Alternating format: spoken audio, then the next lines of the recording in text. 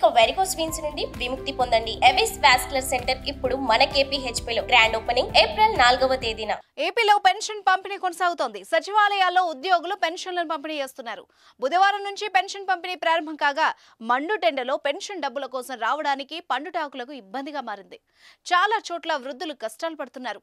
Pension కోసం వెళ్లి ప్రాణాలే విడుస్తున్నారు.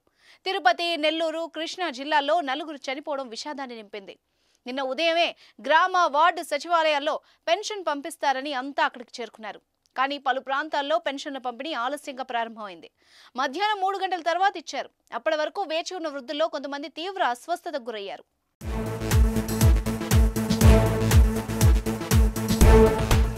మొదటి రోజు అనుభవాల్ని దృష్టిలో పెట్టుకుని ప్రభుత్వం అప్రమత్తమైంది. ఇలాంటి ఘటనలు పునరావృతం కాకుండా చూసేందుకు గురువారం ఉదయం నుంచే సచివాలయాల్లో పెన్షన్ల పంపిణీ ప్రారంభించారు. ఎండ తీవ్రత దృష్ట్యా 7 గంటలకే పెన్షన్ ఇస్తున్నారు. సచివాలయానికి రాలేని వృద్ధులకు ఇంటికి వెళ్లి పెన్షన్ అందించే ఏర్పాట్లు చేశారు.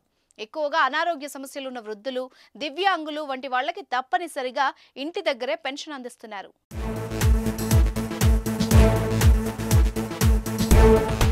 మొత్తం 13,669 గ్రామ, వార్డు సచివాలయాల్లో పెన్షన్ల పంపిణీ జరుగుతోంది. ఈ నెల 6వ తేదీ వరకు సచివాలయాల్లో వృద్ధులకు పెన్షన్లు ఇస్తారు. ఇది వరకు వాలంటీర్లే మొదటి తేదీన ఇంటింటికి వెళ్లి పెన్షన్ను పంచేవారు. కానీ ప్రస్తుతం ఎన్నికల కోడ్ అమల్లో ఉండడంతో వాలంటీర్లపై ఈసీ నిషేధాన్ని విధించింది. ప్రతిపక్షాల ఫిర్యాదు మేరకు నగదు పంపిణీ పథకాల్లో వాలంటీర్ సేవల్ని వినియోగించరాదని ఆదేశాలు జారీ చేసింది. దీంతో రాష్ట్రంలో పెన్షన్ పంపిణీ సచివాలయాల్లో చేపడుతున్నారు. ఏప్రిల్ 3న ఉదయం 9 నుంచి రాత్రి 7 గంటల వరకు సచివాలయాల వద్ద పెన్షన్ పంపిణీ చేయగా నేడు 7 గంటల నుంచి ఇవ్వాలని ప్రభుత్వం నిర్ణయించింది.